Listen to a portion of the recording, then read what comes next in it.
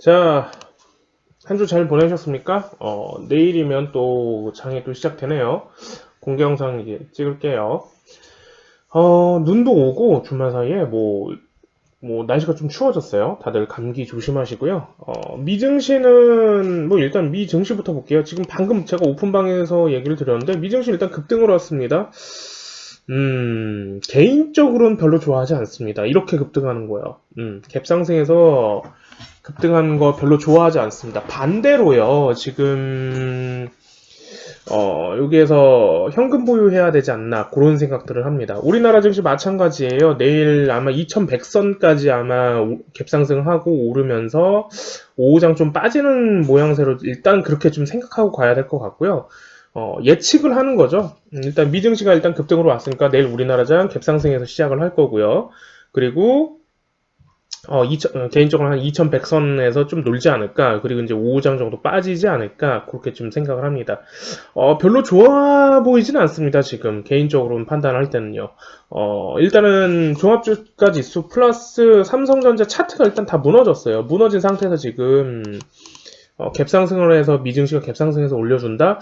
이게 이렇게 생각해 볼 수도 이렇게 좀 단순하게 생각하면 안 됩니다. 이게 뭐냐면 이렇게 주변의 사람들도 저한테 일단 이런저런 얘기를 하지만, 미증시 좋으면 우리나라 증시도 좋은 거 아닌가요? 미증시 나쁘면 우리나라 증시도 나쁘지 않나요? 이건 맞는 말일 수도 있지만 틀린 말일 수도 있습니다. 좀 달라요, 이게. 뭐냐면, 지수는 함부로 제가 예측하거나 이럴 수는 없지만, 그래도 어느 정도 따라갈 수는 있다고 좀 보는 건 뭐냐면, 좀 생각해 볼 수 있다는 건 뭐냐면, 미증시가 가면서 우리나라 같이 따라갈 건지, 미증시는 가는데, 동북아시아 지수는 죽어버릴 건지, 디커플링 날 건지, 아니면 또 종합주가 지수랑 코스닥 관계에서는 또 어떻게 일어날 건지, 중국장이랑 우리나라장은 디커플링으로 할 건지 커플링으로 할 건지, 이런 모든 것들을 결국엔 장에서 확인을 해야 돼요. 장에서. 그리고 이미 이제 종합주가 지수랑 삼성전자가 일단 차트가 깨진 상태에서 갭상승을 한다라는 건 다시 무너질 확률이 아주 높다라는 겁니다. 반대로요. 그래서, 개인적으로 생각할 때는 초보자 분들은 더욱더 지금 현금 보유를 하시는 게 더 맞다고 생각이 들고요. 고수분들은 알아서 잘 하시겠지만, 삼성전자, 제가 저번 영상에서도 말씀드렸지만 삼성전자도 지금 다시 내려와야 됩니다. 별로 좋지는 않아요. 지금 60일선에서 지금 무너지고 있는 모양새인데 내일 갭상승 할 겁니다. 삼성전자도. 그리고 이제 5만 초반선에서 이제 갭상승해서 얼마나 갈지, 거래를 얼마나 터줄지, 이런 것들이 이제 우선순위를 좀 봐줘야 되고요. 하이닉스 마찬가지입니다. 하이닉스도 일단 무너진 상태고. 자, 삼성전자와 하이닉스는요, 지금 잡으면 절대 안 됩니다. 이 친구들은 더 내려올 겁니다. 그럼 지수도 마찬가지로 빠질 거고요. 개인적으로는 지수 2000포인트까지 좀 빠져야 되지 않나, 그런 생각들을 합니다. 그래서 이제 현금 보유를 좀 하면서, 어느 정도 좀 깊은 하락장을 한 번 더 한 다음에, 내년부터 조금 장에 좀 다른 변화가 있지 않을까, 그런 개인적인 생각들을 하는 거죠. 그래서 삼성전자 같은 경우는 4만 초반에서 4만 중반 정도 내려오면 그때부터는 또 다시 한번 잡아보는 게 낫지 않나, 그런 생각을 좀 하고요. SK 하이닉스 마찬가지입니다. 하이닉스도 지금 무너져야 되니까 7만 초반 정도에서 좀 다시 잡아야 되지 않나, 6만 중반이나 이렇게 생각을 합니다. 그래서 별로 좋아 보이진 않는다라는 거, 개인적으로는 그런 생각을 좀 했습니다.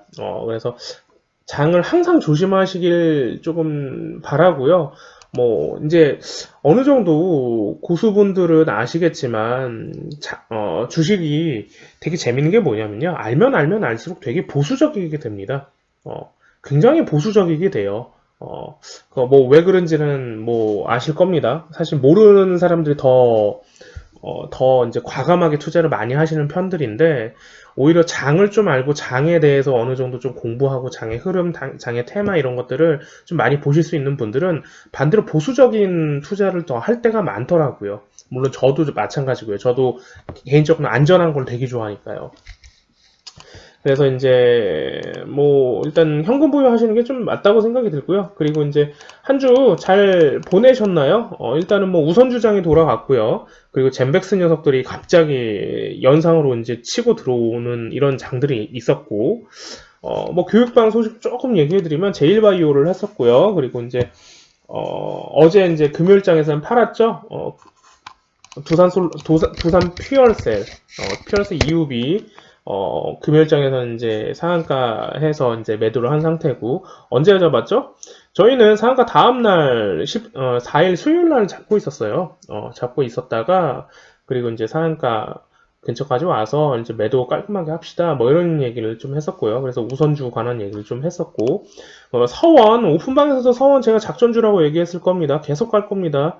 근데 이제 슬슬 어느 정도 조정을 주고 어떻게 주는지에 따라서 조금 이제 좀 봐줘야 되고, 단일가 끝나서 지금 이제 거래가 슬슬 다시 나오기 시작을 했어요. 그래서 이제 조정을 얼마나 줄지 주포들이, 개인적인 의견입니다. 주포들이 얼마나 줄지, 어디까지 조정을 줄지 그런 걸 보고 나서 이제 좀 판단하는 게 낫지 않나 그런 생각을 들고, 교육방은 선 어디에서 잡았나요? 요 근방에서 이제 과감하게 이제 우리 한번 가져가 봅시다. 뭐 이런 얘기를 했을 겁니다. 분명 100% 개인적인 의견이지만 100% 작전주라고 얘기를 했을 거고요. 그리고 교육방들은 제가 이게 왜 작전주인지, 매집은 주포들의 매집은 어디에서 했는지, 그리고 또 어떻게 갈 건지, 그리고 우리가 또 어떻게 매도를 해야 되는지, 매도해야 하는 타임이라든지, 어떤 것들이 나왔을 때 매도를 먼저 신호를 하고 현금 대기를 해야 되는지 그런 것들을 이제 충분히 설명을 했을 겁니다.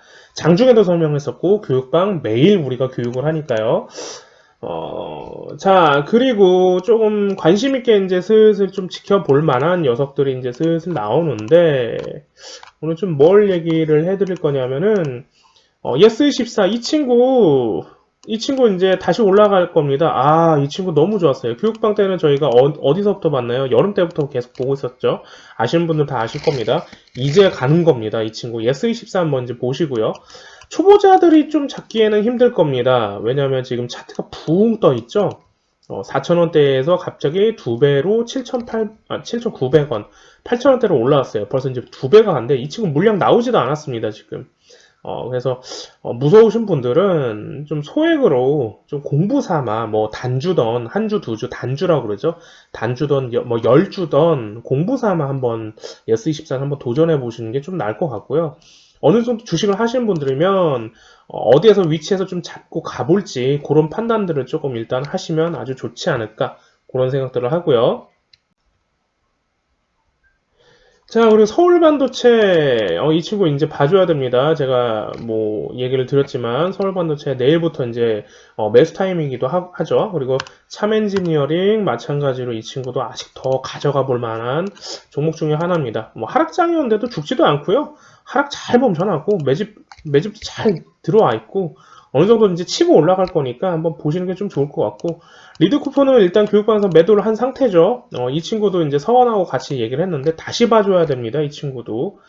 자, 그리고 뭘 좀 얘기를 드릴 거냐면 내일은 장이 좀 좋을 거예요.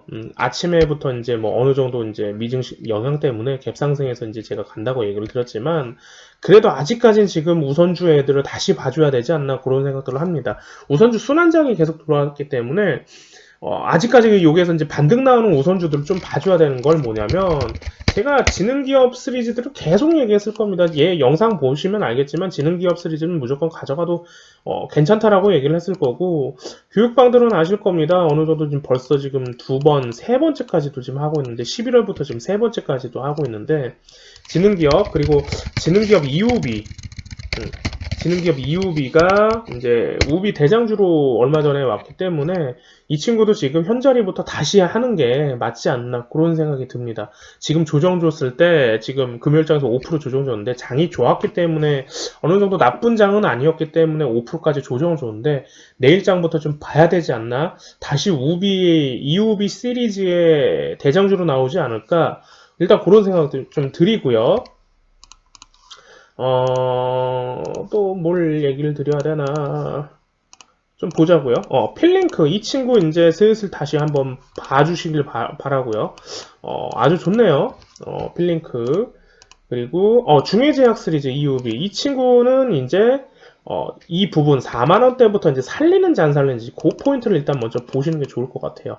한동안 계속 우선주에 관한 것들이 돌아갔었고요. 그 다음에 EUV 시리즈가 돌아갔어요. EUV 시리즈 돌아가면서 이제 중해제약 시리즈가 제약바이오장에서 우비 대장주로 나왔기 때문에 아마 조금 뭐 다시 좀 봐줘야 되지 않나, 일단 그런 생각 좀 드리고요.